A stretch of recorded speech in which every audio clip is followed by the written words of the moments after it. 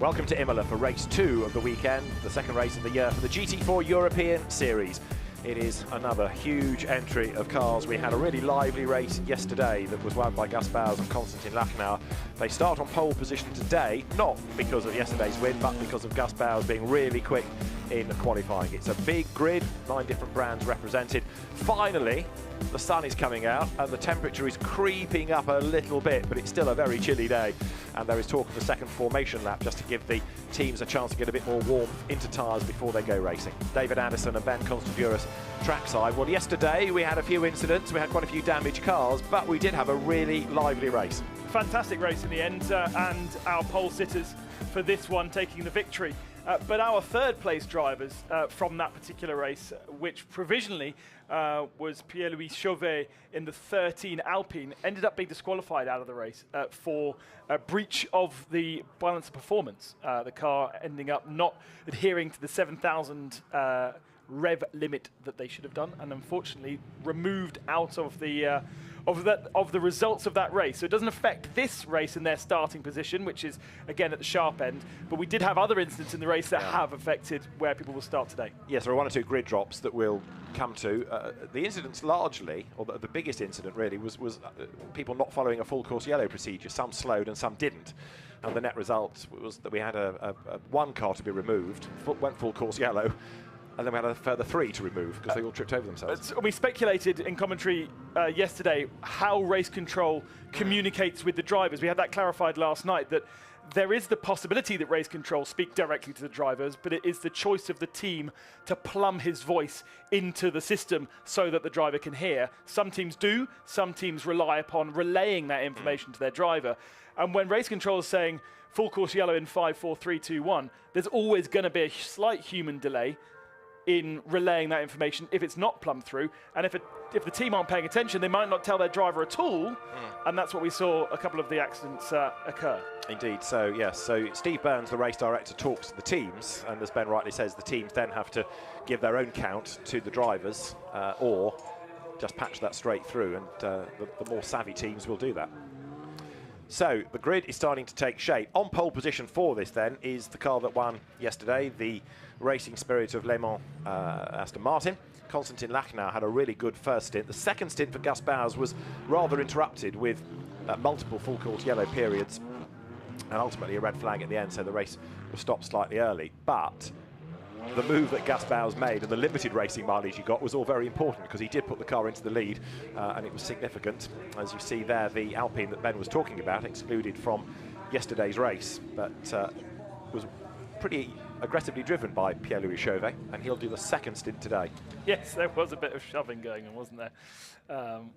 All fair in love and war, though. The way that these GT4 cars are driven, you know, they're all aspiring to. Some of them have been in GT3, and many of them are aspiring to being GT3 and gaining experience for that, and so they want to prove themselves. The 3-minute board rises above the front of the grid.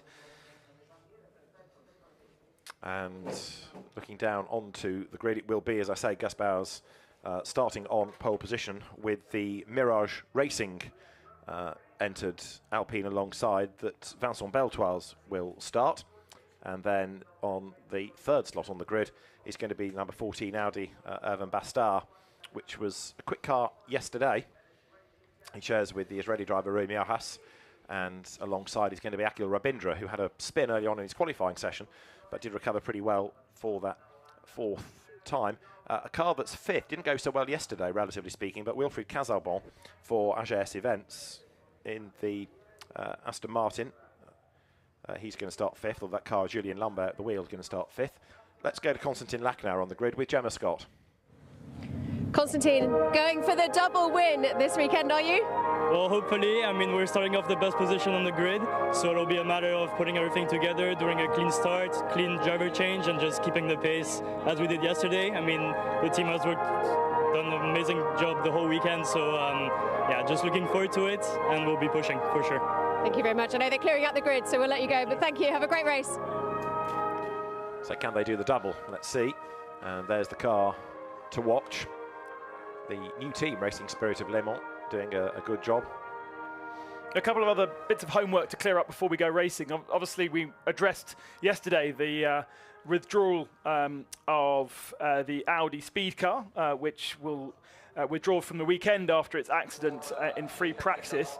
I think we will see the 36 Alpine that we didn't see in race 1 because of the accident that it befell in qualifying, but I think they should have got that car fixed for today. Should be starting around 30th position, so we'll have a quick look at that. We didn't see in Q2 the 7 Andy Noah Aston Martin at all, and so it will start at the tail end of the field. That car ended its day in the Ravazza gravel, if I seem to remember yesterday's race, but has lots and lots of work to do after an issue in qualifying. That's right, yes. So the battered Alpine hopefully is going to be on the grid. And yeah. And the other car that obviously had problems in that qualifying session was the 15. Yes. That also now has a 3-place grid drop as well. So it managed to get a lap time. If you remember, it had 2 lap times disallowed. It was the fastest qualifier at one point, but the lap times were disallowed, and therefore will start something like 44th position. Should have started 41st, but a 3-place grid drop for the collision with number 5, Thibaut Nabours, who will also receive a 3-place grid drop and drops down to start in 10th position. And another car to watch as the cars lead the line is going to be the Greystone McLaren of Adam Carroll and Tim Whale. It was a front right suspension failure that put the car out yesterday. Right and left sides have been changed. Team worked until 1 a.m. Work done, and finished it early this morning. So about 10 o'clock it was done. Right, let's have a quick look at the grid. These are the start drivers. Gas Bowers will start from pole with Vincent Beltoise alongside him. Then on the second row of the grid, Edmond Bastard and Akhil Rabindra in the next to the Aston Martins. On the third row, you'll find Wilfried Casarbon lining up alongside Ivan Jacoma. And then on row 4 of the grid is Fabien Michel to go first, and Johan Boris Shire lining up alongside. Row 5 with a grid drop is that's number 15 struggling to get away. Timon Nabours with a grid drop is 9th. 10th on the grid, Christophe Amon, ahead of then Tom Verdier and Andreas Mayel, class winner yesterday, lines up alongside. Next on the grid is the Antoine Potti Toyota. Struggled yesterday, but hopefully will go better today. Laurent Hergon lines up alongside, ahead of Pierre Sansinena, and then it is Kenny Heremans on the inside of the 8th row. Row 9 of the grid, there's Robert Haub's Mercedes and Moritz Wiskirchen alongside Allied Racing in the Cayman. That was a car damaged yesterday. Max Kronberg lines up on the 10th row of the grid with the reigning British GT4 champion Will Burns for company, ahead of Mark Lopez for Team Full Motorsport in the Audi, and Corentin Suron next. Then it's Tim Whale in the Greystone McLaren on the 12th row of the grid I was just talking about, and Alexandre Papadopoulos is alongside in the Sellers La Ferrand Mercedes. Jean-Laurent Navarro is next with Christian Gysi, dad, alongside. Then it is Fernando Navarrete starting in the McLaren Barcelona entry with former Formula 3 racer Jason Tahinci, now with his full name of Tahinci lining up alongside. Jean-Luc Boberling starts on the 15th row to hand over to Jim Pla, and he should be there, number 36, the battered, now rebuilt Alpine that Loic Villiger had this big accident in, had a bit of help into the wall at this part of the circuit. Next up, Benoit Lisson lining up alongside Frédéric de Brabant, which is going to be Andrei Solokovstev next on the grid with Eric Davar for company. And again, like Boberling's car, when you put the pro driver in that, it's going to fly. Simon Gachet will take over 81. Number 50, Max Tresoldi goes first, and it's Jakob Noll lining up alongside him, ahead of Rodrigue Guillon, as the cars have a second formation lap, partly to help us get through the grid. Rodrigue Guillon lines up alongside Pierre-Laurent Figuier. Then on the next row of the grid, there is Alexander Weintraub and Jean-Luc Verhetz. On the 21st row is Olivier Estèves and Jean-Charles Redelet, ahead of Christophe Bourret and another car with a grid drop after a suspension drama in qualifying as well. Enzo Juliet in number 15 Mercedes, definitely a car to keep an eye on. Next up, Mauro Ricci starts in number 61, and Henrik Pedersen is alongside him, and the last car on the grid should be that of Noah Andy at the rear of the grid. So that is how the cars will line up, or get themselves into formation at the end of this second lap. Why is there a second formation lap? It is because of the need to get some heat into the tyres. Ben's looking concerned at this timing screen, though.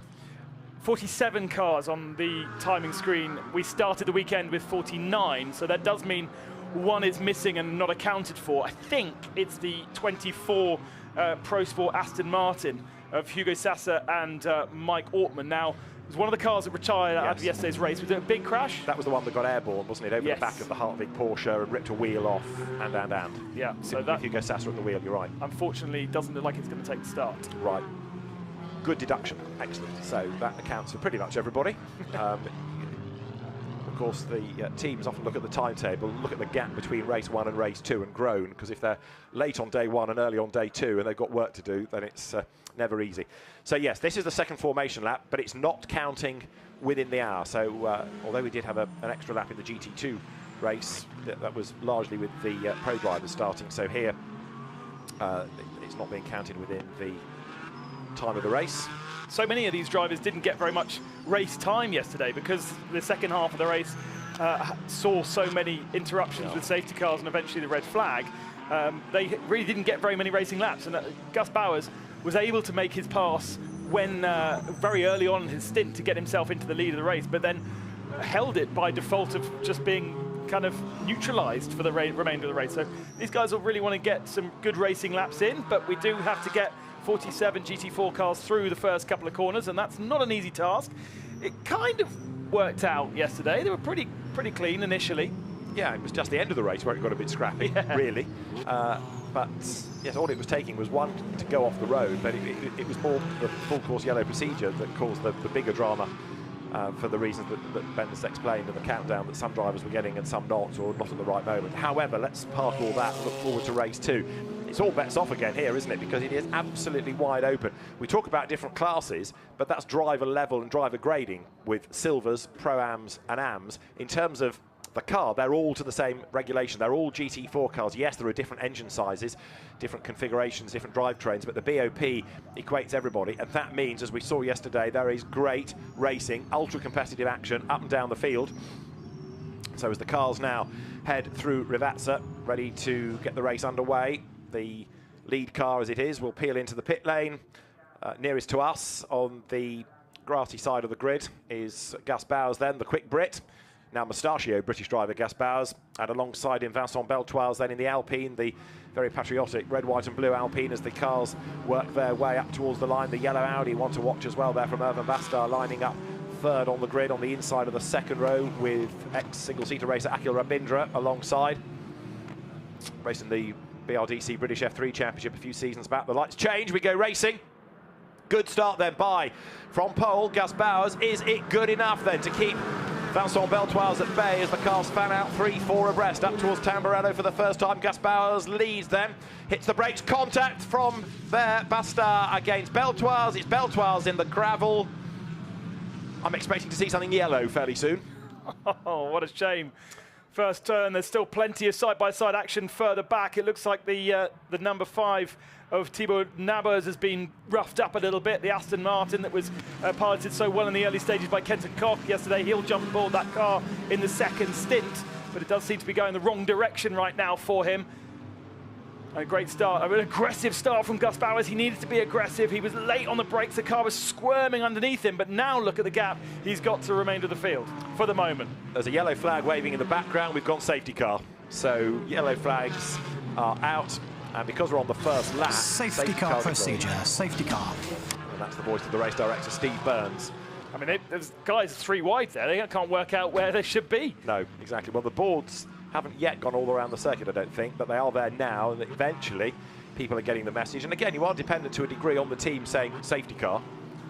So yes, I know the marshals are there waving the flags and the boards, but of course one of the downsides of a modern circuit is they're a fair way away from the side of the circuit. There are the repeater lights, yes, but the team should have an important input into this. Remember, this year in GT4, for the first time, they do have a simplistic system inside the car that shows the various flags digitally to the drivers, so they do have that extra bit of information. But you're right, usually you're focusing on apex and exit. You're not focusing on the barriers to see if there's a yellow flag flying.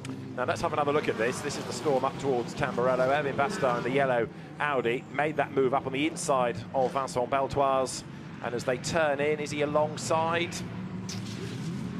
halfway alongside. It's a difficult one to see from that particular angle. I feel as though Bastard was all three of them were very late on the brakes. I don't think Bastard was that close to the left-hand apex. Obviously meaning that he didn't give very much space to the Alpine to the outside of him. I don't think he got the car stopped where he really wanted to do so. But it is a pinch point. The drivers know that, so it was a risky move, perhaps, really, on the part of Herman Bastard. So Vincent Beltoire's car being hoiked out of the gravel, but whether it's going to be allowed back onto the circuits remains to be seen, and equally it's going to go a lap down anyway. The incident is noted by the stewards, so it's one of the downsides of such a full grid, and of course having a corner like that, effectively a chicane as your first corner. Another big loser at the start there was the Autosport GP Alpine of Laurent Hertgon. I noticed that his name dropped at least 10 positions as they came over the line and the timing reset itself. So plenty of work to do from that particular car. Laurent, the Renault Sport development driver for many years, and a big passionate Alpine racer as well, shares that car with Jean-Baptiste Meller, who is the champion from this last year. And another one that's lost out pretty badly is number 15 Mercedes, because Enzo Juliet, that we were thinking would be going forward, has actually ended up last. So the number 15 Mercedes, now was that the car that was slow off the grid? Yes. And therefore would have started at the back? Yeah, if you've got passed by all the cars, right? Yes, that's the rule. Should have done. And therefore, next in my mind is the thought that it wouldn't have done a huge amount of overtaking initially, and then the safety car came out. So I think it's been pretty much stuck at the back. And it's amazing when you're at the back of the field. We saw an onboard view of the start of the race from Danny Pedrosa, who is here for Lamborghini. We've got a Porsche parked up on the side of the circuit. Oh dear. And it's amazing how careful and slow you are when you're in the midst of 45 cars. Beltoire's back on the move. And which is the Porsche? Find out in a moment as the timing screens click through the second sector. It might be. It's either, there we go. Solikov says car. Yeah. I was about to say it's either right at the front or right at the back. It's 37, isn't it? So from the WNS Motorsports stable, it's the Solikov, Sev and Henrik Steele entry. Well, if they can get that pushed behind the barrier, there we go, he's got it started again, whatever the issue was. We've got both cars that were potentially an issue cleared now, because Beltoire's is out of the gravel. And so that means we can go racing once more. It does take some time when they go full course yellow and then bring the safety car out to reset the race to go back green again. That seems to take quite a bit of time. But as the safety car is already out, we can turn those lights off and get back to racing pretty quickly. So we are on lap 3. There is a pit stop window in GT4. So just to get this one out of the way, because it was delayed yesterday because of the interruptions, but it's between 25 and 35 minutes, and it's 89 seconds with the actual stop and safety the delta car time. in this lap. Wonderful. Great news. Indeed so. So the race director, Steve Burns, gives the instruction. Having had to preside over all the dramas of GT4 yesterday, he was able to say to the stewards, right, I'm off. And off he went to a virtual world, because Steve's also one of the permanent stewards of the esports championship that runs. And he looked like he'd had a day of it, frankly, didn't he? Sitting there watching the esports activity, thinking, oh, I don't have any more grief now. But there was actually, said that, quite a bit to unravel in esports racing for the GT3 drivers last night. But we are set to get GT4 back underway. And let's not forget that on the, as we're talking about esports, not only can you race all of the current GT3 cars on ACC, but it also simulates the GT4 series as well. So there is, you can have mixed races where you have both GT3 and GT4, or standalone GT4 racing. Options are endless, and it's delivering good racing, and the online championship start this week as well. But round 2 of GT4 European Series is going to restart this lap. So that would have been effectively 2 behind the safety car. Incident dealt with pretty swiftly. And so as the drivers jink left and right, trying to get the warmth back into the Pirelli tyres, get the pressures back up as well. So we're going to be good to go racing. Gus Bowers bit overshadowed last year at United Autosports with the Charlie Fag Bailey Voisin entry taking a lot of the limelight, but you rule him out at your peril, and he proved yesterday what a good racer he is, and that's a really good restart, isn't it? A wonderful restart. He doesn't let anybody catch up and bunch the field up at all. He just goes for it. We saw that happen in the last race as well, and he's already established himself 3 or 4 car lengths. A battle of a 3rd position, though, between the 2 Aston Martins. Rabindra in 4th right now, looking to try and pass Casabon, but not here. Further back, there'll be plenty of movement, though, as people try to recover their positions. So through Tamburello they go. Aston versus Alpine versus Porsche. But look at the way that Gus Bowers has gone, partly down to that restart, but also because it's a good grunt and go circuit, this, for the Aston Martin, and it's absolutely ideally suited to it. Winning car yesterday, leading car today. If he can leave Imola with 2 out of 2 at the start of the season, that would be something, wouldn't it? Especially given that Konstantin Lachenauer yesterday proved to be a very good racer as well. Up the hill they come, out of the climb from Tosa towards Piratella. But Gus Bowers leads the way. Evan Bastard 2nd. Wilfried Casabon going well in 3rd place. 4th at the moment is Akil Rabindra. 5th is Fabian Michel. 6th is Jobo Shire, Johan Boris Shire. 7th it is Christophe Amon. 8th, Ivan Jacoma. 9th, Antoine Potti, and Timon Nabours rounds out the top 10. 2 cars that we saw quite heavily yesterday in the first half of the race were the 2 Mercedes of Acodis ASP. They're down in 29th and 30th with their AM drivers in at the moment. The pro drivers will join in the second half of the race, but Bobelik 29th and Debar in 30th. We'll have to watch those Mercedes when they get their pro drivers in the second half of the race, moving up through the field. So at the moment we have the cars dropping down to Rivazza then. Enzo Juliet is not really making much progress at the moment. Vincent Beltoise, as I say, is back in the race, but he's lost a lap. So massive frustration as they're bouncing over the curb is Jacoma, and he puts himself then up and past Johan Boris Shire in the number 13 Alpine. Up towards the timing line they come. So Gus Bowers then will lead at the end of the lap. Beltoise has done the fastest lap. He's going to be absolutely seething in that car. Over the line comes Gus Bowers, and the margin half a second. A bit closer is Erwin Bastard, who's just done the best lap of the race. Yeah, much closer, isn't it? He's pulled away from the 2 Aston Martins behind and got right onto the tail of Gus Bowers. We were watching also the lights flashing from Antoine Potti, runner-up last year in the Toyota. I was thinking as we left the GT4 race yesterday, God, they had a bad day, didn't they? Considering that they are teams champions, considering that they had such a good year last year. And I think both cars retired in the end, but Potti at the moment in 9th position and giving the hurry up to the Alpine ahead. Absolutely right, yeah. The Toyota, another car that likes circuits where it can use all of its power. Challenge made on the inside line there by Tom Verdier, but to no avail. He has got Pierre Sonsinena in the little Alpine scuffling along behind him as they make the climb now up towards Piratella once more out of Tosa. So Bowers to Bastard was half a second. Gus Bowers ahead by half a second. Wilfried Casabon is the best of the rest, really, in 3rd, keeping Akil Rabindra at bay. And the 2 Audis there going toe-to-toe. Fabian Michel in number 42 from Pro-Am, keeping the AM leader, Christophe Amon, at bay. But effectively, they're 2 AM drivers. They're absolutely side-by-side. The yellow highlighter pen on the inside line goes through. So Christophe Amon goes by, gains a place. Not an easy place to pass down there, because that's the braking zone that effectively managed to overlap with the second Audi. But got to say, Michel doesn't look particularly strong at this part of the race. Jacoma the next one to try and pounce. Downhill they dive then, heading towards the first element of Rivazza. Short straight between the 2. Fabian Michel goes out wide, door wide open. Ivan Jacoma goes through, so the Audi loses its Pro-Am lead then. So he was the Pro-Am leader when that graphic hit the screen, but he's now down to 2nd at the end of the lap. So the Porsche goes by. Ivan Jacoma puts the move on him as through now goes up front Gus Bowers. 2nd is Erwin Bastard. The gap up a touch, 6/10. Gus Bowers now responds by doing the fastest lap.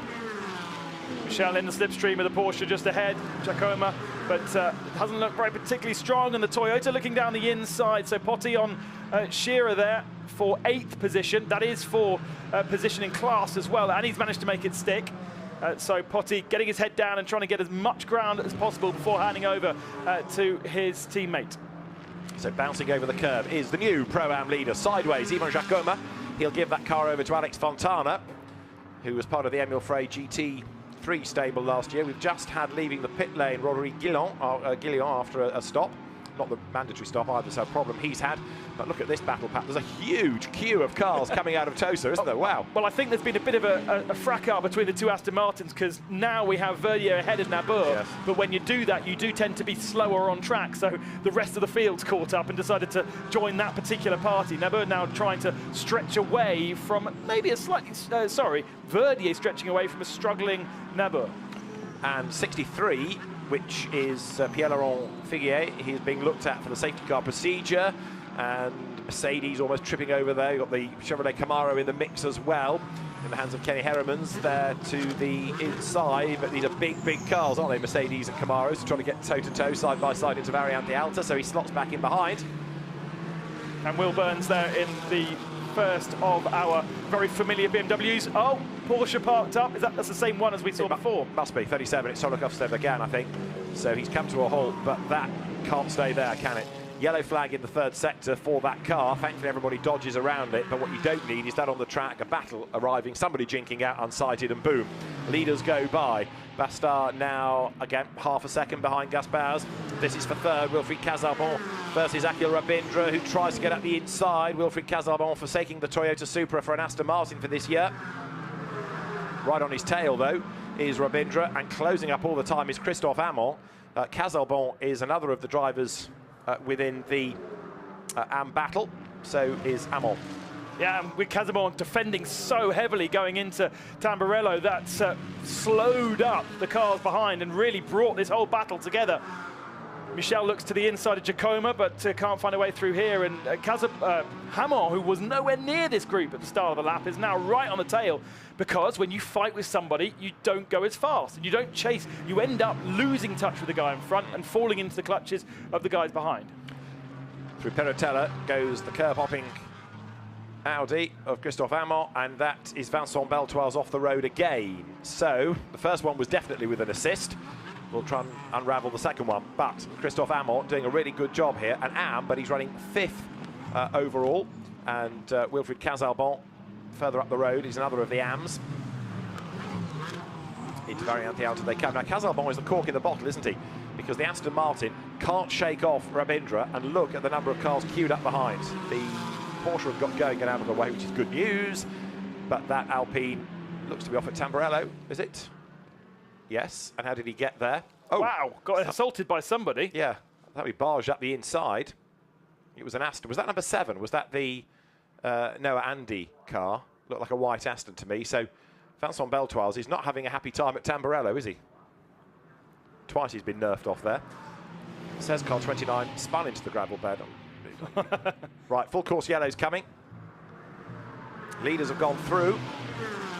Oh, it's so close for third position here. Wow. It's got to be done before the yellows, before the caution period. 5, 4, 3, 2, 1. Full course yellow now. Full course yellow. And hopefully everybody gets the message. So again, you hear the voice of the race director talking to us, talking to the teams, in some cases patched straight through to the ears of the drivers. So full course yellow we have.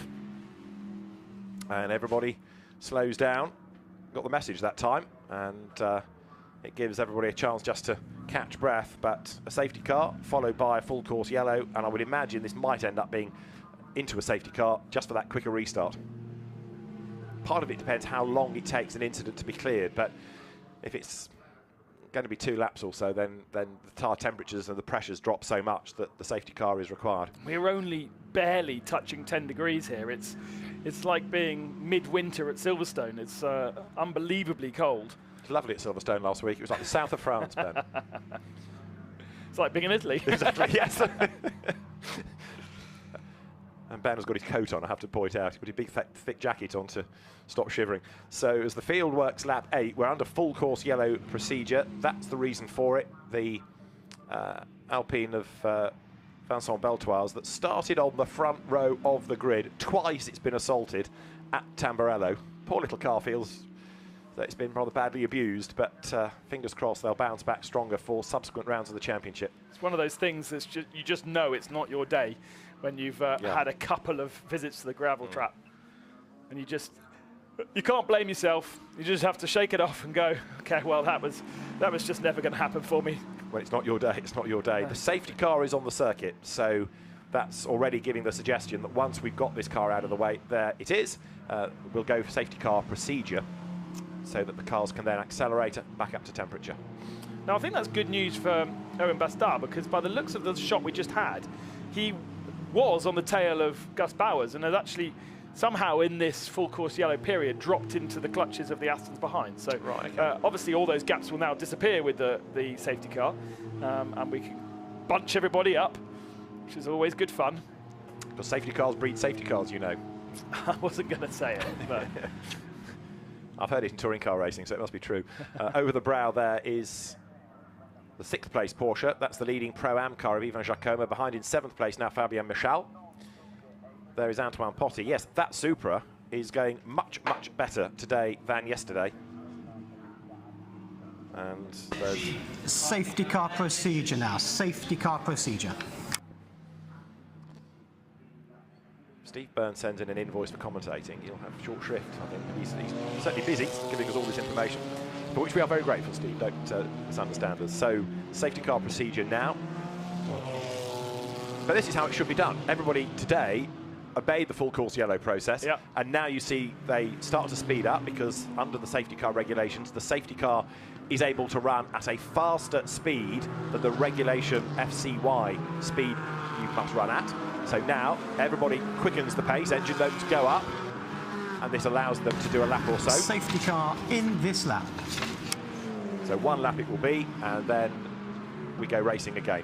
Now we do have one car in the pits, which is our 4th position? No, it's a bit further down than that. It was about 6th or 7th, but Nabuz in the number 5 Aston Martin has come into the pit lane. Now the pits are not open, no. So this is not a pit stop for a change of driver. That means the Aston has had an issue. He was struggling, wasn't he? Definitely was struggling for pace and a bit of a cork in the bottle with his in his battle. But yeah, that's very frustrating because they were right at the sharp end yesterday. Would have been handing over to Kenton Koch, the American driver, who was inside the top 5 at points in his first stint yesterday. But it does look as though the Aston may well be out. Could be a puncture, could be as simple as that, might come back out from circuit. But and what about 37 Porsche? That, I think, is still stranded out on the circuit, isn't it? The car of Solokovtsev that we were looking at earlier on. So we'll go racing this time, and of course all of this is bringing us to about 5 minutes or so off the pit window. There are lots of teams as well slightly concerned about overtaking under the safety car, and the team manager of number 14 has to go to the stewards.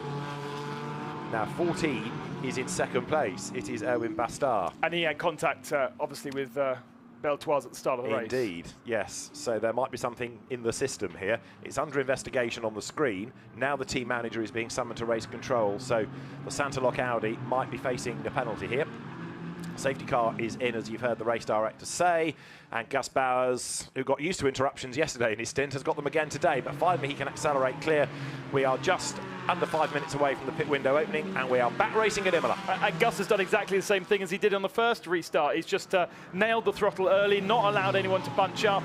The field is nicely stretched out, so that in theory means that we don't have too much bunching going on, and side by side there for 4th position is Christophe Hamon, really doing a great job trying to go around the outside of Rabindra. Rabindra is desperate, or has been desperate, to get ahead of Will Casabon, just ahead of him, and Owen Bastard for the moment, whilst he doesn't have a penalty, showing that he can get very racy with Gus Bowers. So the cars here come out of the Villeneuve chicane. You can see as they bounce over the curb, the cars push out wide. That Toyota goes even wider. How is it in the background there? You just caught a glimpse of the McLaren of Tim Whale. How's he getting on? He's in 31st place. Jean-Luc Boblique has dropped back as well, giving Jim Pla work to do. The 2 Astons again for 3rd place. Casabon ahead of Rabindra, almost tripping over themselves. But tell you what, Wilfried Casabon drives a wide car, doesn't he? Rabindra is still looking for a way past and still can't find one. Casabon climbs the hill. Christophe Hamon there in 5th overall. The Audi pulls out, has a look, and he's not able to find a way through. But as I say, as far as Owen Bastard in 2nd place is concerned, it may well be that the penalty isn't coming now that the team manager of that car has been summoned to race control. Rabindra gets a good exit there from Valiante Alta, but everywhere he wants to be, Wilfried Casarbon is already positioned in the 3rd place Aston Martin. Tied together as they drop down the hill. Rabindra on the outside line, but all that's going to do is give Christophe Amon in the yellow Audi a chance to challenge. But again, the top 2 getting away because Wilfried Casarbon is the cork in the bottle. Exceptional defending, placing his car exactly where he needs to be so that he can't get past. And as you say, Rabindra is desperate to get past. He knows that if he opens the door now, Hamon's going to find a way through, and the Audi goes to the outside. To the inside is Rabindra, and he has managed to find a way through. No, he's not, but the Aston runs right wide ahead. Casarbon on the gravel, surely now's the opportunity to get past, surely. Let's see, Casarbon just ahead, but he's got dirty tyres. Rabindra's got the inside line. Amon tries to make it 3 wide up towards the chicane. He's also got a Porsche on the attack behind him, and still, Wilfried Casarbon, gravel and all, hangs onto the place. Christophe Amon is back up alongside Rabindra. Christophe Amon in the yellow Audi on the outside line, but it's not necessarily the place to be because it's the wider line, the longer line, the slower line. He's up the curb. This fight for 3rd place is going to be just about everybody else in the race bar the 2 leaders, because look how long the line of traffic is. Christophe Amon goes ahead of Rabindra. He's on the outside line. He's got the job done. Fantastic. Rabindra being very, very good there, getting squeezed and had to back out of it in the end. He is the faster car as well. For sure, if he could clear Casarbon, now he's kind of handed the baton over to Amon and said, now you have a go. I'll follow through when you manage to get past the Aston that's the cork in the bottle here. So here they come together then, and now Christophe Amon, who, bear in mind, doesn't have to be fighting these Silver Cup cars. He wants a class win. What he is doing, of course, is trying to pull clear of the class opposition, but the car directly ahead now is class opposition. Christophe Amon 2nd in the AMS to Wilfried Casarbon. So it's important that he makes his move, and he has a look straight up the inside. Through he goes. Does he get the car slowed down? He does. He's up the curb. But look at that, easy peasy lemon squeezy, half a lap to get through. Akhil Rabindra has tried and tried and tried and failed and failed and failed and still can't get by, and Christophe Amon made it look easy. Sometimes that's exactly what you have to do. You have to pounce straight away. Don't let the guy in front get comfortable, bully you around. They saw Hamon coming. He didn't know what Hamon would do, and Hamon went straight for it. Now, surely Rabindra can learn a little bit from that. Or is he going to be under the pressure from Ivan Giacomo in the Porsche, who's the next one on the Aston Martin's tail in 6th spot? Let's keep an eye then. Christophe Amon on the attack. So Ivan Giacomo is catching Rabindra, yes, but he's also got his own battle, because right there behind him, look, he's Fabien Michel in the 2nd of the Pro-Am cars. That's the Pro-Am lead battle, Porsche versus Audi. Behind both of them is the Silver Cup Toyota there, just going into the shot of Antoine Potti. He's hidden behind the timing tower. There he is. So Antoine Potti is next up. He is in 8th place. 9th is Johan Boris Scheier, and then 10th is Tom Verdier. Well, maybe, because they're side by side at the moment. Bets off. 22 then up the hill. So that is Andreas Mayel, who goes through on the inside, but he goes wide. And so Verdier's Aston tries to squeeze up on the inside line. Pit window is open. What else is going on as they come pouring downhill? Andreas Mayel in the Cayman, class winner yesterday. Number 12 there, Will Burns, one-time British touring car racer, but a very handy GT peddler is Will Burns. I think we also saw a change between Kronberg and Weisskirchen for 13. The 2 Porsches were side by side as they came through the shots at Aqua Minerale. We now switch our attention to Antoine Potti in 8th position in that Toyota. Most famous, I suppose, from race 1 for managing to get round Tamburello on 2 wheels. Such was the curb he was taking. Yes, Richard Draper, the cameraman, was very proud of himself for filming that. He said that was my shot. He was very proud of it. So cars over the line. And into the pits. Into the pits in some cases. Now the window is open. Antoine Potti stays out. Again, if you are the quicker driver, you will do more of the stint. So Gus Bowers has stayed out. Owen Bastard has stayed out. And Christophe Amon has stayed out. But Wilfried Casarbon, slightly surprisingly, comes in. So does Rabindra. So does Giacomo. That makes sense. So does Fabien Michel. So does Max Kronenberg. So now the pit lane becomes very busy indeed, doesn't it? Well, Casarbon really has been struggling throughout the whole of that stint. Amazing defensive driving to keep most of the guys at bay, but I think he will be in a state of stress when he gets out of that car. He needs to be relaxed a little bit. Here is our front 2, maybe, because Gus Bowers clear of everybody. Owen Bastard under investigation for contact. And with the team manager being beckoned to race control, you kind of worry that that might be a penalty incoming to Bastard. And with when you've got this kind of safety car periods closing the field up, if you do end up with a 30-second penalty, it can be hugely damaging. You need a long full hour without safety cars to slot your 30-second penalty into something in the top 10, rather than being bunched up and falling to the tail of the field. Yeah, it's interesting that although we have had the team representative summoned, we've not yet had any news as to a possible penalty, so might be lurking in the system. Of course, Santalot, pretty busy team, so it might be that meeting has not yet taken place. So the pit window is open. This is the car that leads, as it has done since the start of the race, Gus Bowers. Others are fleeing the pit lane, so just as the leaders come through, a pit stop is just about not far off a lap, isn't it? Well, the first car coming out of the pits there was the 718, so that is now Alex Fontana taking over from Ivan Giacomo. Now, I think he's made up a couple of positions there from that pit stop as the rest of the back end of the top 10 come through into pits. But that, I think, is a good pit stop from another of our new teams.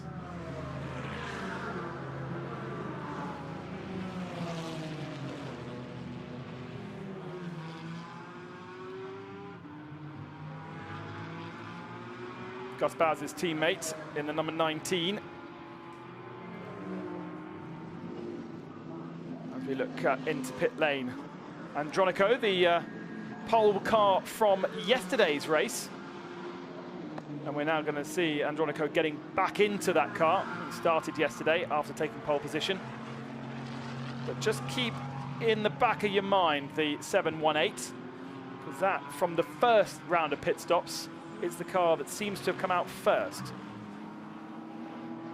Now, of course, what we also have to keep an eye to in all of this, inevitably, is the pit stop time, because if it's under the regulation stop, it does explain in part why people gain places, but it can also mean that penalties may come. So, as I was saying earlier on, the regulation pit stop time line to line in GT4 is 89 seconds. And line to line is what we see on our timing screens. Yes. And 128 is not quite 129. And 1 minute 28 was for whom? It's quite a few of them. Oh dear, oh dear.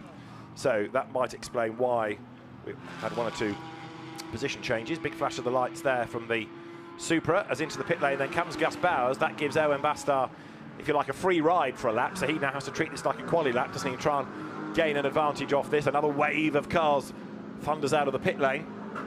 So right now it's a very jumbled order. As into the pit lane comes the Gus Bowers Aston, and Konstantin Lachenauer is ready to take over. So the Aston Martin that really lost out there was the 89 of Casabon. He's still being listed on the timing screens as in that car, but he shouldn't be. But he was the first car in and the fourth car out of that first wave of pit stops. So they really have lost out. Our leader is now in the pits as well, Gus Bowers, and the Toyota of Antoine Potti comes in as well. And this is where these races come a bit chaotic and confusing to understand, because obviously some cars in the pits, some cars not. Some drivers with the first driver, some with the second driver. But I think I'm speculating that's kind of our virtual leader until we establish where they fall into the pack versus Bastard and Bowers and Amon as well. Yeah, Owen Bastard trying to get through the traffic then, gets himself up past number 8, which has now got Etienne Shelley at the wheel of it. And this is what we saw yesterday, wasn't it? That when we started getting pit stops, because of the length of the pit lane, you end up with the leaders getting into traffic. So Bastard has now compromised his lap times. He's able to do 49s, but remember yesterday they were doing 52s during this period of the race because of the traffic. Whereas Gus Bowers has got himself out of the traffic and now comes out of the pits. Let's see if where the number 10, well, clear track. There's nobody around at all. That's right. So through goes the Porsche.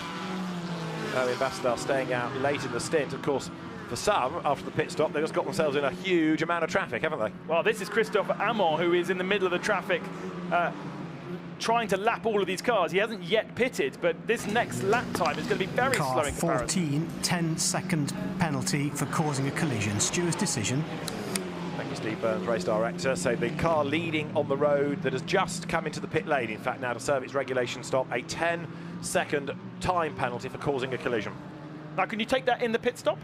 I knew you were going to ask me that. I think sometimes you can, sometimes you can't. Talk amongst yourself. Christophe Amon, by the way, has done a 53 on that last lap, so that's 3 seconds slower than he's able to do, simply because he's got so much traffic to contend with. And really, he's going to fall back in the pack once he's done his pit stop, because he's just nowhere near. Second position, number 15, Julie, who is started the race down in last, so finds himself up at the sharp end for the moment, but of course, it's very much a virtual position right now, because once he's pitted, he'll fall back down the order.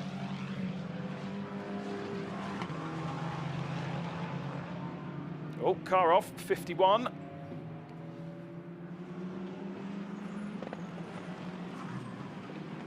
We'll find out in a minute, David, because Bastard is in the pits, and so if his pit stop is 10 seconds longer than it should be, then he has nullified it. Should the stewards decide to impose a time penalty, the following procedure shall be applied. At the car's pit stop, the driver must enter the pit lane and stop in his pit stop position under park fairway conditions for the given penalty time. No one from the team may touch the car, and the driver cannot open the door. Once the time has elapsed, the pit stop, according to Articles 36 and 39, may begin. There you go. So, in theory, that means the Owen Bastard car will drop quite far down the order for that extra 10 seconds stationary in pit lane. And in fact, you can see that on the timing screen. His pit stop at 1 minute 40, whereas others are doing 1:29s. So Meerhouse now aboard the number 14 as Amon comes into the pits, out of the traffic, but that's not really, I don't feel like that's really worked out for him. No, I know what you mean, but we'll see where he puts it relative to the class opposition, won't we, really? That's the key for all of this for him. Andronico coming out just behind the 89 Casabon car, which isn't Casabon, of course, it's Julien Lambert. But the timing screens, just all the driver IDs need to be updated on that one. And this is our champions from last year's AM title. Questioning myself now. Third on the road is number 10, but it's going to change at the end of this lap as away. Ooh, that was close. Away goes Christophe Amon. Mechanic rushes across from another team. The last few pit stops still being sorted out. Number 9 is being investigated for speeding in the pit lane, which is the Christian, now Vincent Gysi Aston. So the last pit stop cycle through, that's going to give Gus Bowers the lead, is it? Yes, because there is coming back into the race the Christophe Amon, now Michel Blanchemin Audi, number 69. So that's going to be second. Third, I reckon, is 718 there, Alex Fontana, but that's going to change. Fontana goes second, Blanchemin third, and up the inside, Roy Meerhouse in the now penalised Audi. Fighting back, yeah, he's gone through as well. And there, look, you've got Greg Gilver in the blue Audi, second in Pro-Am. So Michel Blanchemin losing places, but still comfortably ahead in the AM class. It has kind of worked for him, that, because the Wilfried Casabon, Julien Lambert Aston, as you were saying, is relatively a long way back. Yeah. Lachnauer doing actually quite a slow pit stop at 1:32.4 in the end, so losing a couple of seconds in the pits when Gus got out and Constantine jumped aboard. But they are our virtual leaders. The real winner for me, though, is the 718 Porsche, because they were right in the thick of a battle for the outskirts of the top 10, and now Fontana finds himself in second position, obviously being able to do some really fast lap times. But I think the choice of when to pit has really worked out for them. Then it's the 14 of Meerhouse, seemingly still in a virtual fourth position, even if they had that extra long pit stop with a penalty. That's not too bad, is it? Ahead of Grégoire Gilbert, and then the 66 of Monty, which was the Antoine Potti Toyota. So Aston Martins have not benefited very much from those pit stops. And the Audi did serve the stop. I mean, it's a 1 minute 40, yeah. so it's got the penalty within, so it's not that they didn't do it. So, yeah, the pace of Owen Bastard has certainly helped keep that car in contention. And what we now have is Konstantin Lachnauer ahead. Alex Fontana second, there he is. Roy Niehaus, the Israeli driver in the yellow Audi, third. Fourth is Greg Gilbert. So you've got silver from Pro-Am, silver from Pro-Am, and then the Am fifth, Michael Blanchemin, ahead of Romain Monti in the Supra. Sixth, seventh is Tom Canning, Aston. Eighth is Berke Besler's BMW. Ninth is Max Witterkirchen's Porsche. 10th, Henrik Still's Porsche. So yesterday, the car that was leading the first stint and finished as a class winner in silver, second overall, number 22 Porsche, is just in the background of that shot. Vincent Andronico in the blue Allied racing car. Oh, it's one to watch. Not that Allied Porsche, but the next one that you'll see coming up the hill there. So Vincent Andronico, who started on pole position, looking good now, might gain places before the end of his stint. Side by side there, Berke Besler under attack, isn't he, as they come down through Perrottello. Max Witterkirchen looking for a way past him. And number 11 has got a pit stop that's too short. That's the Jagic Gedic, Jason Tahincioğlu BMW. So now, again, the data is given to the officials to say, right, these are the cars that were under the magic number of the pit stop time, and they have to trawl through that accordingly. Yeah, so for me, the biggest loser out of that was the 89 Casabon car that handed over to Lambert. Was third, fourth. It is now down in 13th position. So downhill comes the defensive Michael Blanchemin, but of course these are cars in a different class that he doesn't really have to be fighting, so through goes Romain Monti. And the next car in the queue is Tom Canning in the number 19 Aston. So where is Blanchemin's class rival? It is still Julien Lambert in 13th place overall. Yeah. Who was ahead before the pit stops. That's right. So, as you were saying, it's been a bad stop for the Aston, fallen way, way back. And Julien Lambert not as quick as is Wilfried Casabon. The team manager of number 7, the Hugo Condé and Noah Andy Aston, go to race control immediately. Apparently there's a report of causing a collision. Right, in Pro-Am. Yeah, so remember that was the second assault on Beltoise. That's right, yes. Tamburello that you speculated. That's right. Quite a long time ago, but it was, you're right. Alex Fontana leading in Pro-Am. The way that he's going suggests that Greg Gilbert is going to struggle to match the pace of that car from here on in, because Alex Fontana just looking very, very strong, isn't he? You would anticipate it, man with a good single-seater pedigree before coming into GTs. It's a shame he's not on a GT3 grid, but even so, it's good that he's on this GT4 entry. So through they come for the 19th time.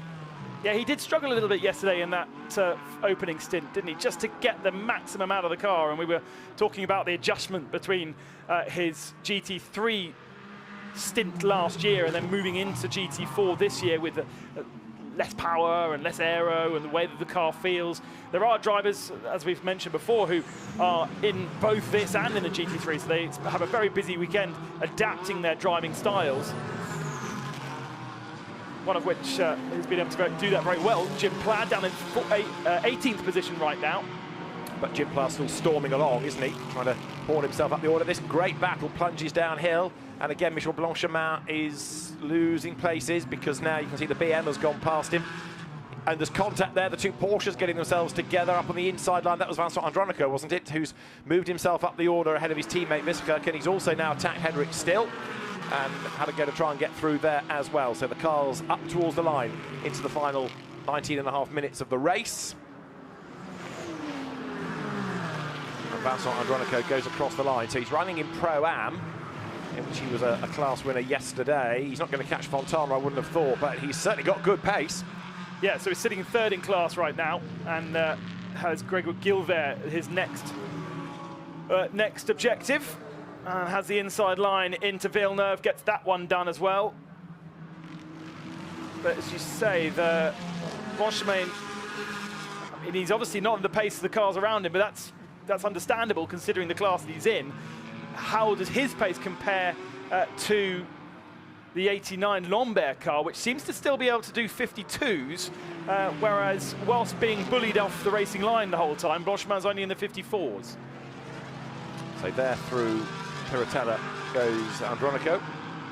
So as I say, he was very impressive yesterday, and here still trying to haul himself into the mix in Pro-Am. But the trouble is he's got a lot of traffic to clear, and the class opposition is quite a long way up the road. So he might gain overall places in the remaining 18 minutes. We've got a fair few more drivers and teams and cars being looked at, team managers of a number of cars being summoned to race control. Do any of that affect what we have going on in the leading places? Don't think so, as there Konstantin Lachnauer comes through. It's been a mighty impressive start to the season, hasn't it, for the Racing Spirit of Le Mans Aston Martin squad. Going for 2 out of 2 here, and the Swiss driver Konstantin Lachnauer over the line.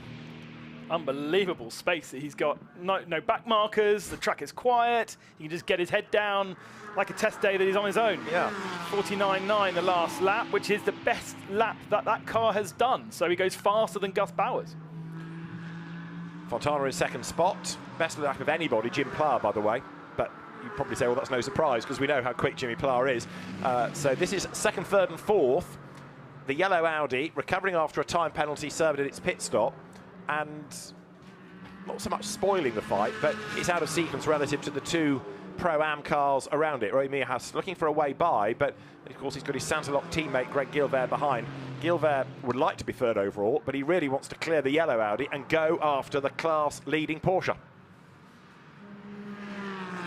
So Meerhaus over the brow into Piratella. 17 more minutes to go, but the lead gap is 9.6 seconds. Lachnauer's just in a different league, isn't he? Unbelievable. As we said about Gus in the second stint of yesterday's race, it really felt as though they got completely on top of it.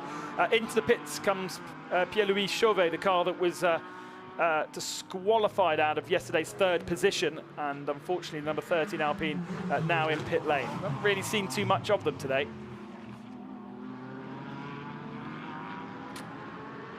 So through the car's turn. Blanchimont at the moment is only a couple of positions ahead of the class rival, Lambert. Really, because he's being passed the whole time and offline and not being able to just concentrate on what he's been doing, his lap time has been really, really poor. If he just had a bit of clear track to just get his head down, stay on the racing line, I'm sure it would be similar to the guys around him. But unfortunately, all these 3 Porsches have bullied themselves past now. And this is Gilbert trying to make his move for third. I reckon Mayo has let him go there, knowing he's probably had the message from Santalok. Let the blue Audi go, because it needs to get up with the Porsche for a class win. You're not going to catch anybody to improve your class position, but Greg Gilbert might be able to win his class, let him by, because Meerhaus was pretty gentlemanly there in the room that he gave Greg Gilbert. So now it's game on.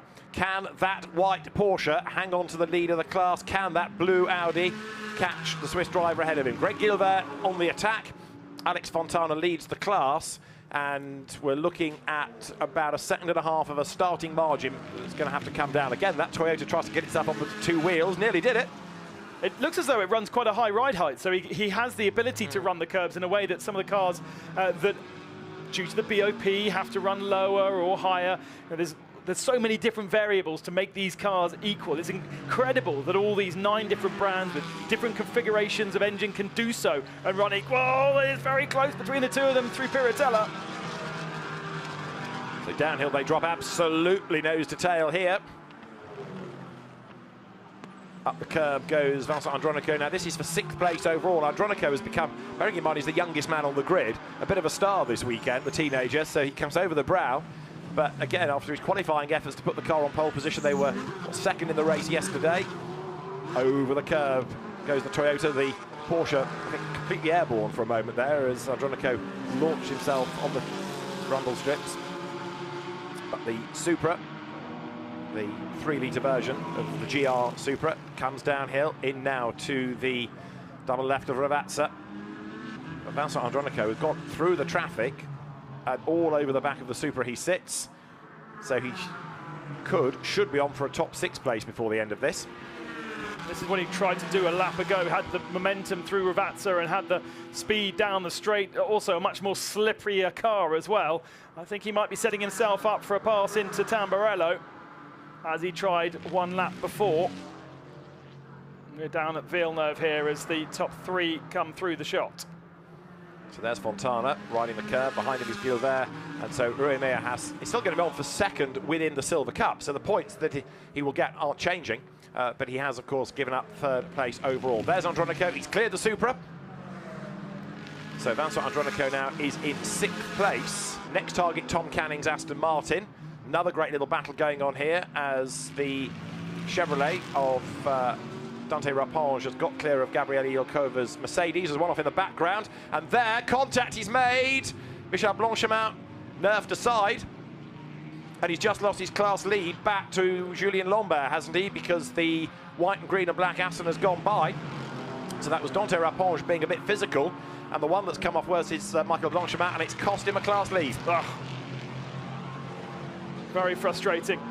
Not much he could do there, but again, finding himself on the wrong piece of tarmac and being bullied off the racing line. Let's have a look again. The Camaro dives to the inside.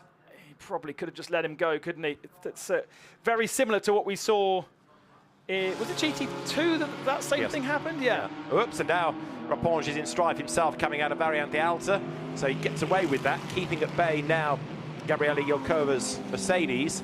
And then Julien Lambert in the car started by Wilfried Casarbon as they drop downhill here. So the number 89 Aston Martin versus the yellow Audi. You can see it's lost places and time. So now Michael Blanchemin has to try and catch up and fight a way through. There's a drive-through penalty for Noah Andy for causing the collision against Beltoise early on in the race. And Grégoire Gilbert is the fastest man on circuit on that last lap, so he's closing the gap down to Fontana. And as you said, with a slippery surface flag down at Tamburello, whether that's gravel on the track rather than oil or anything like that. There has been a lot of it thrown around in the course of this race. Right, Constantin Lachenauer, 11.5 minutes on the clock, still looking dominant, comes down the hill.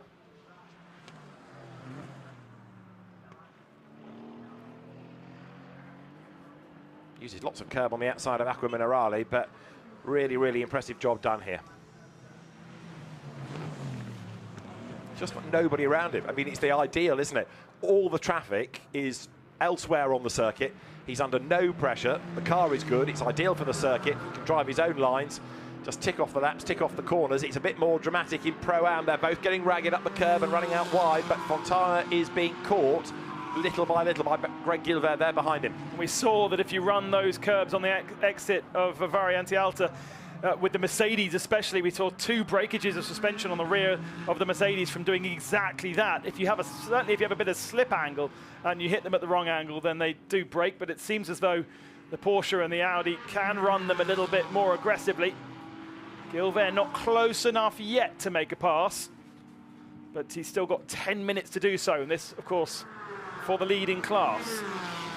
So there goes Fontana versus Gilbert, the gap half a second, that's all. And you can see why it was important for Santilloc to get Mir has to give up that place, because he's not been able to stay with them, and off the road has gone 53 Mercedes. It is in the gravel, and that's the car of Pascal Gibon. I think it's all self-induced, isn't it? Too much speed into the Villeneuve chicane, and away it goes. Now, on a scale of 1 to safety car, what are you anticipating next, given that we've got just under 10 minutes to go, and I can't imagine that car's going to be allowed to sit there? I have a feeling there's an access point just beside where he's facing, so could be quite an easy snatch. But as you say, it does take a while to cycle through the full course yellow and the safety car systems. And that's not what Grégoire Gilbert needs. He's right on the tail now of Alex Fontana. So he's got to get this move done, just in case. I mean, full course yellow's coming. Yeah, we're into the final. 5, 4, 3, 2, 1. Full course yellow now. Full course yellow. I feel as though Lachenauer backed off way earlier, almost responding to the fact that there was a full course yellow coming rather than activated, because the gap went down a huge amount there, unless it was just a foreshortening of the camera shot. But Lachenauer may well have lost quite a lot of his advantage. Oh, we've got 2 cars off on the start finishing straight. Is this shades of yesterday? That's got damage, hasn't it, at the back? So this is coming out of the Villeneuve chicane up towards Tosa. So this was the original incident. That's that's the second. That's a second one. Well, the original one is in the background with the car in the gravel. That Alpine destruction is, again, people not responding to a full course yellow, and this is the third.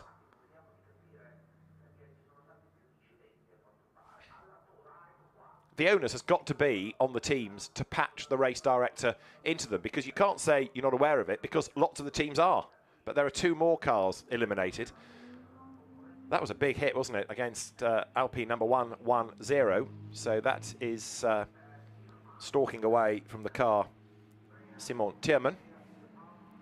And the problem is, one of these 2 from each accident has done the right thing. Yeah, absolutely. Backed off. That's Johan van der Rum out of his car. So it was all triggered by that. But it's a longer period now because 2 more incidents have come because, as you've rightly said, one of the 2 drivers involved in each hasn't slowed when required. Yeah. And the teams need to be addressing that because it's happened too often this weekend across both races. As Ben was explaining earlier on, some of the communication is that the race director talks on the radio, which the teams listen. Some of the teams patch that through to the drivers, others have to relay it themselves. And if they're not doing it well enough, accurately enough, quickly enough, then problems can come, or if they're not doing it at all. If you look at the sector, the final sector of the lap from our top 3, Lachenauer did lose 2.5 seconds to Fontana and Gilbert, where he had backed off, slowed up going into the chicane because he knew that the full course yellow was coming. But then when you're racing, you want to maximise the speed. So you only want to respond to that full course yellow, absolutely, when the timer goes to 0.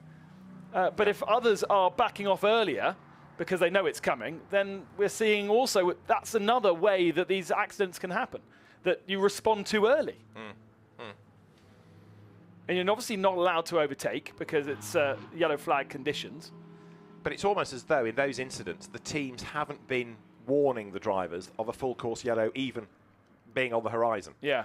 Because it's if they were kind of anticipating it, they might be more ready to suddenly slow. But in both instances, it's as though a car has just suddenly slowed ahead of them and they're unable to work out why. And that's exactly why there's a countdown. It's Indeed. You don't just throw a full course yellow because there needs to be time to respond. Yeah. So the 5, 4, 3, 2, 1 gives those drivers time to respond, to plan, to know that there's a car ahead. And it's for sure, it is teams and drivers not being told in time, because I imagine the dashboard turns on full course yellow, whereas there isn't a timing 3, 2, 1 on that dashboard system, which will be very visible for the driver, and therefore it has to come from the teams. But you can imagine, can't you, in the drivers' briefing for the second event of the year, the race director is saying to the teams and the drivers, I don't care whether you think it's a distraction, I need to be patched through to you, because that clearly will get round some of this problem. I mean, he's not chatting all the time, is he? The race director is only delivering very important information that every driver and commentator needs to know. Yeah. Well, there is the Wilfried Casarbon Julien Lambert Aston. It's Julien Lambert at the wheel of it, and that car from the AGS Events squad is leading in AM, but look what's caught up to it, the recovering Audi of Michael Blanchemin. So 5 more minutes to go, but I've got this horrible feeling this is the end of the race in terms of overtaking, because with 3 incidents to sort out and 5 minutes in which to do it. Well, I think at least 2 of them look to be cleared. Okay. I don't know about the start-finishing line. We haven't seen whether those guys have cleared, but certainly down at Toso, it did look as though all 3 cars are no longer there. So good effort from the marshals. Just IDing the second place in class, Michel Blanchemont, who is obviously now very close to the tail of his compatriot for that lead. AGS Events champions last year. One of a couple of companies in France where you can go and drive a Formula 1 car. They own a Prost 001, and you can drive it at the Circuit Var, and that is what they do. Gosh, yeah. Surely it should be an AGS. Yes. Which was a racing car in itself that was an unsuccessful Formula 1 car, but it was pretty decent in Formula 2. I think the only person that could ever properly recount what AGS stood for in the correct accent was your father. He used to take great delight in explaining to us every British Grand Prix what it stood for. All the very important information. All the most important information. So, behind the safety car we could get before the end, but that's going to be to restart the race, whereas at the moment, if incidents are still being sorted, we're on this full course yellow process once more. Number 9, have I explained about that car's penalty? Because that's getting one for the end of the race. We lost number 9 altogether now. Oh, it's the Geezes. Yes, we had talked about that. Yeah, which is fine when you're, if you get a penalty pre-pit stop and they're able to take it and clear it, like we've seen from the number 14 car. But they've got a 15-second penalty added to their time that will be added at the end of the race. Now, we're behind a safety car, so that's 15 seconds behind a safety car is the back. Absolutely, yeah. So it suddenly hurts a lot more. And I know there is still cars down at Toza to be removed. I'm afraid to say I think we have a result here. So Greg Gilver denied the chance to challenge. But although the safety car is on track, we are not yet under safety car procedure. It doesn't have its lights on, you'll notice, so we're not under safety car procedure. What we do have is a full course yellow period. The safety car is there ready to get the cars restarted. But look at the gaps between our top 4. There was 10, 15 seconds between those, which should have been frozen by a full course yellow. Yes, you're right. They're all 4 of them together now. And they're all supposedly trundling around at 50 kilometers an hour. Was it 80 on track, 50 in the pits? Yeah. Yeah. But I don't think necessarily it's going to affect an order in terms of penalties, because they're not going to be able to go racing and benefit from that. Yeah. If we do go racing, then I think people would start looking at it. But we're going to have one more lap, aren't we? And so if the safety car, well, we're not going to go racing, are we? We've not yet gone to a safety car procedure. There's going to be less than a lap time left in it when these cars come over the line. And there's still an incident being sorted out at Tosa. Real shame. Yeah, because actually a much cleaner race than yesterday. We didn't see the kind of chaos we saw in the second half of yesterday's race. And ultimately, we were on for a really good battle between Fontana and Gilver there for the remainder of the podium. Lachenauer had checked out since the beginning, actually. Gus Bowers, aboard the car on the first stint, had completely found himself its own piece of real estate, and Lachenauer just occupying it in the second half of the race. Fastest lap to Tom Canning, who is going to finish in 5th place. But, as I say, there's less than a lap time left in the race now. And we're still under full course yellow, so the order is the order is the order. And so it's going to be a win for Konstantin Lachenauer and Gus Bowers, from Alex Fontana and Ivan Jacoma. I think that's Ivan Jacoma's first class win. He's always a front runner, but wins haven't been that numerous. Second in Pro-Am, 3rd overall will be Greg Gilbert and Michel. Race will end behind full course yellow. Checkered flag displayed this time. Race will end now. Which is interesting. It's going to be brought to an end early rather than waste time with a lap that's not going to achieve anything. Yep. So that's a very good decision. Doesn't happen very often, but it's a good decision by Steve Burns, that. So the... Let's see. Where's the checkered flag? It's there now. The flag is there to end the race. So a slightly early checkered flag, but yes, there was no point letting them trundle around to achieve nothing. So interestingly, Blanchemin has overtaken the number 80 car on that last lap. I'm sure that full lap would have been under safety car. So how he's managed to do that doesn't change his position in class, but if he has done that illegally, that will incur a penalty, and therefore any kind of time penalty is going to drop into the tail of the field. So from a car that was leading class and really at the very sharp end of the field, even though Christophe Amon is effectively an AM, we now see that car in 15th, second in class. But I have a suspicion that it's going to be given back. Okay. So when they come across the line, it swaps back again. Let's have a look. I'm telling you this because one team has said there's been an overtake and the other team has said we've given it back. So just see if it corrects itself. There you go. Yes, it has been. So he was ahead, you're right, but they've given back the position. That annoying thing when you're always on, everyone on the motorway is on the on their cruise control at exactly the same speed, and so you can't overtake. It's exactly the same thing here. They're all doing the same speed. They're side by side. I imagine the gap isn't particularly large. You know, he has now backed out of it. But so what that means in the end is that in the Silver Cup, the overall winners Konstantin Lachenauer and Gus Bowers. Second of the silvers, Rui Miohas and Erwin Bastard, and third of the silvers, Tom Canning in number 19, sharing that car with Akil Rabindra again. In Pro-Am, it was 7:18 of Alex Fontana and Ivan Jacoma, ahead of 42 Greg Guilbert and Fabian Michel, and third in the class, yesterday's winners Andreas Mayel and Vincent Andronica.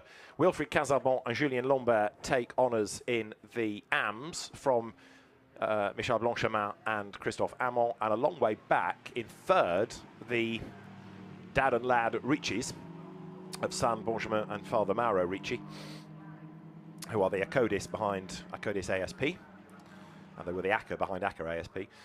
So we have one or two other penalties lurking in the system for pit lane speeding, but largely I think that's confirmed a result. And as you've heard from the race director, the early checkered flag, because things were going to end under a full course yellow. There was no particular purpose in having cars going round and round and round and round.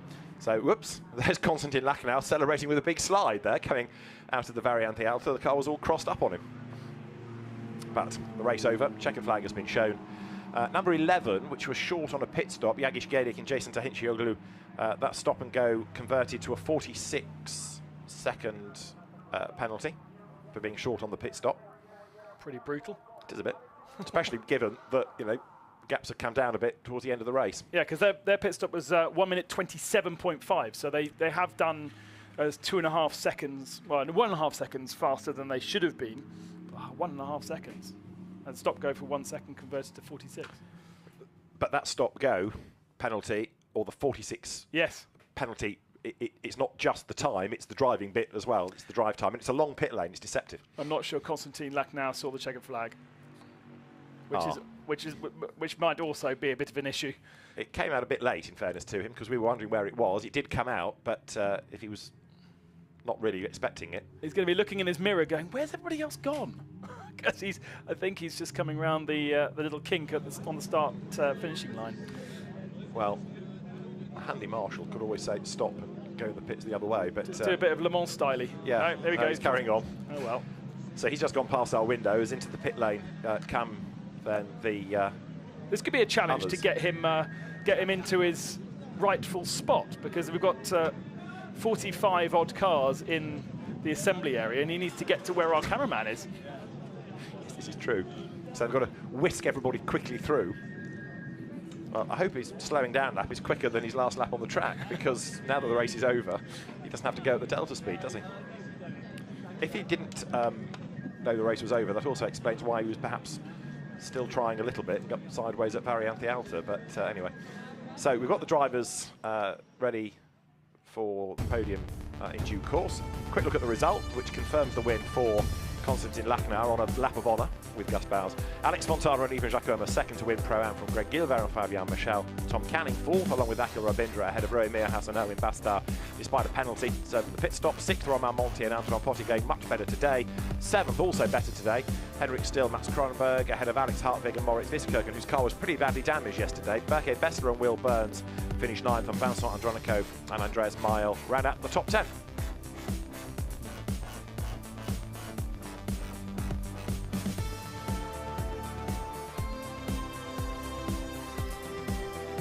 Third in the AM class, down in 25th position, the Ricci's in their Mercedes, as we switch to our third page, and those cars that perhaps didn't have the best of days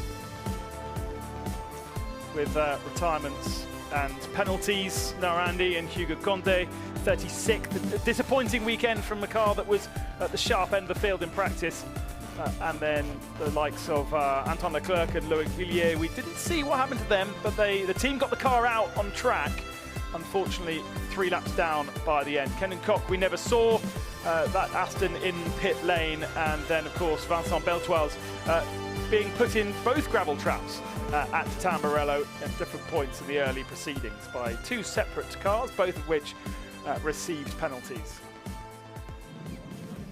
We are going to have a little bit of a delay, of course, with our podium ceremony while we wait for Lachenau to get himself back into pit lane. Gus Bowers will be down there as we see the Century Porsche Ticino team. And let's have a look then at the highlights of this second race here at Imola for the GT4 European Series. Instantly, Vincent Beltoise being turned around by Owen Bastard into the first turn, and the first of our safety car periods came out. Bastard, whilst the race control had a look at the incident, continued to press on and press Gus Bowers at the head of the field. Further back, plenty more action. Fabien Michel and Christophe Amon having a really good fight for track position. And then we had our Russian Porsche parked up on various points of the circuit, actually. That was Beltoise's second visit to that gravel trap after an assault from the number 7 Aston Martin and number 5 Aston Martin retiring into pit lane by what looks to be suspension problems on the front right. And huge, huge defensive work from the Will Casabon Aston, number 89. Kept Aka Rabindra behind, but let others past, Christophe Amon being one, and Christophe found himself up in 3rd position. Then the pit stops began, and it was under green flag conditions. We had pit stops across 3 or 4 different laps. It certainly benefited Alex Fontana's crew because they found themselves up in P2 after the pit stop cycle.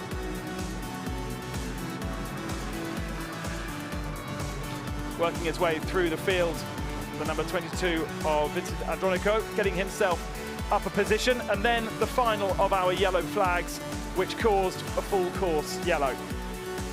2 separate incidents with Alpines not slowing when the full course was called. Too many cars distributed around this Imola circuit to go back racing. The race was eventually neutralised, and that meant the number 10 of Bowers and Lachenauer taking victory ahead of Fontana and Gilbert. Let's get down to Gemma, who has our winners. Boys, some very big smiles, and rightly so. Second race of the weekend, second win of the weekend. Yeah, I mean, it couldn't have gone much better, to be honest. We got the pole, the car felt great, got the win yesterday, and then after quite an eventful race today, we got the win again, so that's a double. It just couldn't have gone much better. This Aston Martin and the team's hard work has just been absolutely amazing. Couldn't have gone any better. And your smile couldn't be any bigger. I think I have cramps from smiling from yesterday, but I mean, it's just an amazing weekend. I mean, they could have gone better than this. It's very important for a championship. The whole team's done an amazing job. Everybody at Aston Martin Racing as well. Very, very incredible, and yeah, just so happy to bring 2 victories for the team and for the constructor. So congrats to Gus as well, and for the team. It's amazing. Go and have some champagne. Yeah, whether it be race 1 or race 2, whether it be Constantine starting or Gus, their performances have been equal to each other. Really, really impressive stuff. The Aston was looking good from the very beginning of the weekend in free practice 1 and 2 across the various different teams. But Lachenauer and Bowers it is who really dominated this one. They had a little bit of trouble in the early part by Owen Bastard, who kept them honest. But when the number 14 machine got itself a penalty for contact at that first corner with Vincent Beltoise, then really it was pressure off Lachenauer. If he had had to deal with a safety car restart, that might have been different with Fontana and Gregory Gilbert pushing really hard at the end of the race. But ultimately it wasn't to be, and unfortunately for the second race in succession, we do finish under safety car conditions. Plenty of tidying to do around the circuit. Make sure it's nice and clean for the first of the Endurance Cup races for the Fanatec GT World Challenge Europe, powered by AWS, coming up in a few moments' time. The 3-hour encounter here in Imola for the second time. Last year it was Monza, the opening round of the Endurance Cup. The year before we did visit Imola, and it is a wonderful place to come racing.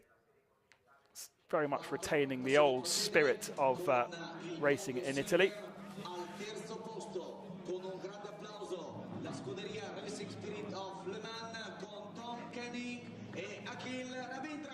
Well, let's get the podiums underway. Aka Rabindra and Tom Canning jump aboard the 3rd place spot for silver 3rd. Owen Bastard with that epic hair in 2nd position. And with the victory overall, Constantine Lachenauer and Gus Bowers onto the top step. full points, a dominant weekend. Bauer's getting the pole position in this one and really leading from the front, never challenged.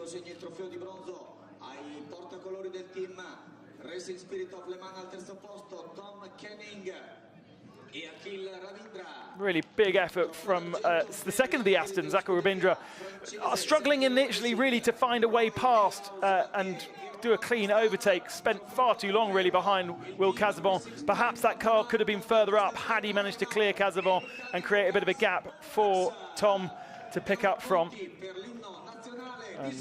And challenge the guys ahead, but now the national anthem of Switzerland plays out over Imola.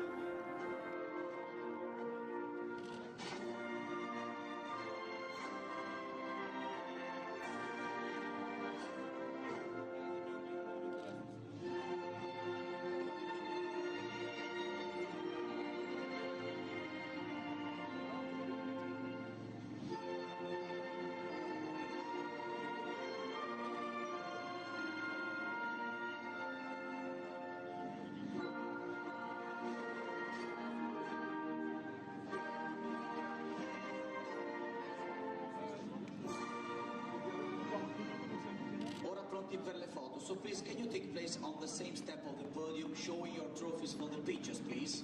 A little bit closer on the main step. Owen Bestar sharing the car with Rowan Mayer, who's Israeli-US license, and obviously driving a French team, hence the French flag above the drivers' heads. Audi and 2 Aston Martins on the podium, and 2 really entertaining encounters here from Imola and the first 2 races of the GT Europe Series. Thanks for joining us. From myself, David Anderson, Gemma down in the pits, and me, Ben Constantin-Juris. Goodbye.